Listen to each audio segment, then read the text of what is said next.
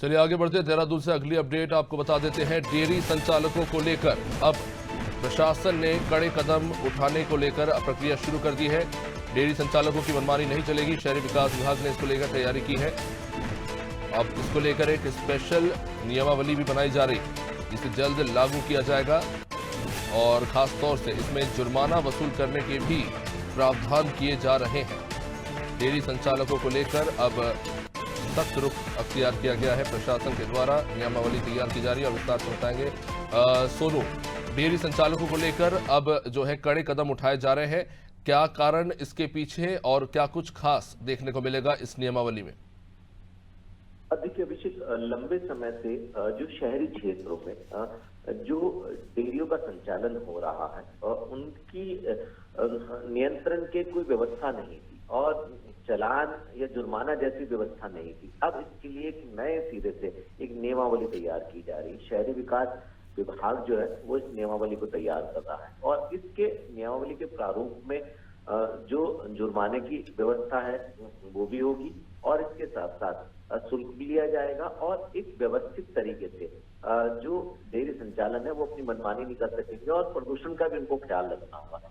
जो लाइसेंस और जो रजिस्ट्रेशन का क्रमांक या संख्या उनको आवंटित की जाएगी नगर निगम से, उसको उनको अपने डेयरी परिसर में चस्पा भी करना होगा। तो डेयरी संचालकों पर अब सख्ती के मोड में जो है वो शहरी विकास विभाग है। अब चूंकि ये व्यवस्था की जा रही तो ऐसे में पंजीकरण करना भी अनिवार्य होगा और जो व्यावसायिक तौर पर शहरी क्षेत्रों में जो डेयरी चल रही हैं उनको इस नियमावली के तहत जो इनके नियमों का पालन करना होगा। जो नियमों का पालन नहीं करेंगे तो उनको जो नियमावली में प्रावधान किए जा रहे हैं उनका कहीं ना कहीं खामियाजा भुगतना पड़ेगा। तो ऐसे में देखना होगा, क्योंकि हम देखते हैं शहरी क्षेत्रों में जब डेयरी संचालित होती हैं तो गोबर जैसी जो है उनको नालियों में बहा दिया जाता है, तो इस पर भी नियंत्रण लग सकेगा और कहीं ना कहीं अब नगर निगम जो है वो इन नियमों के तहत जो है वो एक्शन ले सकेगा। तो अब देखना होगा कि नियमावली कब तक अस्तित्व में आ जाएगी और किस तरह से धरातल पर इसको लागू कराया जाएगा और कितना फर्क जो है डेयरी संचालकों पर इसका पड़ने वाला है।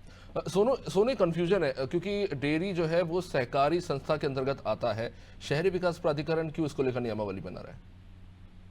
अब देखिए ये जो डेयरी की हम जिसकी हम बात कर रहे हैं ये गाय और जो पशु होते हैं उनका जो पालन करने वाले लोग हैं जो आप गौशाले की बात कर रहे हैं कि गौशाले में जो है नियमों का उल्लंघन हो रहा है, उसको लेकर अब शहरी विकास प्राधिकरण नियम बनाएगा। बिल्कुल, ये गौशाले का ही एक स्वरूप होगा। इसमें भैंस और गाय दोनों ही होती हैं और इसी के लिए जो शहरी विकास मंत्रालय है, चूंकि ये जो क्षेत्र है ये नगर निगम वाला क्षेत्र है और नगर निगम के क्षेत्र में जो शहरी क्षेत्रों में यानी पौष इलाकों में जो डेयरियों का संचालन हो रहा है उन पर लगाम लगाने की व्यवस्था की जा रही है। उसी की नियमावली तैयार करने की कवायद की जा रही है। जी सोनू, किस तरह से ये जो डेयरी संचालक है या कह सकते हैं कि जो ये गौशाले चला रहे हैं वो नियमों का उल्लंघन कर रहे हैं, जनता की जानकारी के लिए?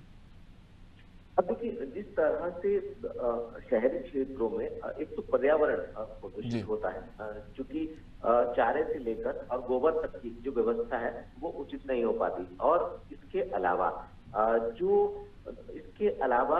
जो नियम है अभी वो थे नहीं, तो जब नियम अस्तित्व में आ जाएंगे तो फिर इनको उन नियमों का पालन करना होगा, व्यवस्था के तहत जो है इनका संचालन करना होगा और रजिस्ट्रेशन जो है वो नगर निगम में कराना होगा।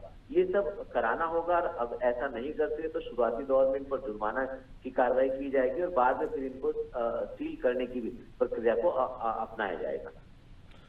निश्चित रूप से सोनू बने रही हमारे साथ। तो डेयरी संचालक जिनके तरफ से जो लापरवाहियां हो रही थी अब उसे कहीं ना कहीं कंट्रोल करने के लिए अब एक पूरी वेल डिस्क्रिप्टेड नियमावली बनाई जाएगी और इसका सख्ती से इन्हें डेयरी संचालकों को पालन करना होगा और अगर डेयरी संचालक इसका पालन नहीं करते तो फिर उन्हें उनसे आर्थिक अर्थदंड वसूला जाएगा।